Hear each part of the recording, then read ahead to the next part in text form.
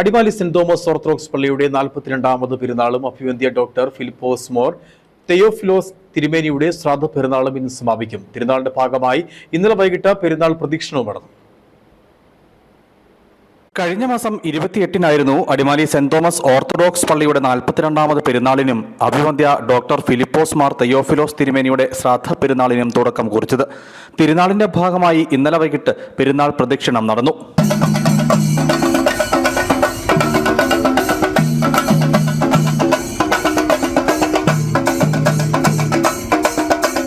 യൂഹോനോന്മാർ പോളികോർപ്പസ് മെത്രാപ്പോലിത്ത സന്ധ്യാ നമസ്കാരത്തിന് ശേഷം തിരുനാൾ സന്ദേശം നൽകി.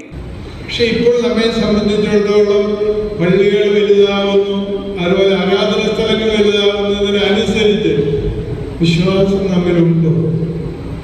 അത് നമ്മൾ ചിന്തിക്കണം. വിശ്വാസം നമ്മൾ അന്നത്തെ വിശ്വാസം വല്ലാത്ത വിശ്വാസമാണ്. എനിക്ക് എൻ്റെ സംരക്ഷണം എൻ്റെ പരിശുദ്ധ ദേവാലയത്തിൽ നിന്ന് എനിക്കുണ്ടാകും.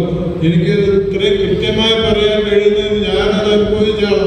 തിരുനാൾ ഇന്ന് സമാപിക്കും. അവസാന ദിവസമായ ഇന്ന് പ്രദക്ഷിണവും ആശീർവാദവും നേർച്ചയും നടക്കും. ശേഷം ഇട്ടൂപ്പ് മെമ്മോറിയൽ സ്കോളർഷിപ്പ് വിതരണവും അനുമോദന ചടങ്ങും ക്രമീകരിച്ചിട്ടുണ്ട്. ഇടവക വികാരി father Ajith Joseph Puthupparambil, trustee John NB, Jinjo John, Jomon PM എന്നിവരുടെ നേതൃത്വത്തിലാണ് തിരുനാൾ ആഘോഷങ്ങൾ നടക്കുന്നത്. News bureau, Adimali.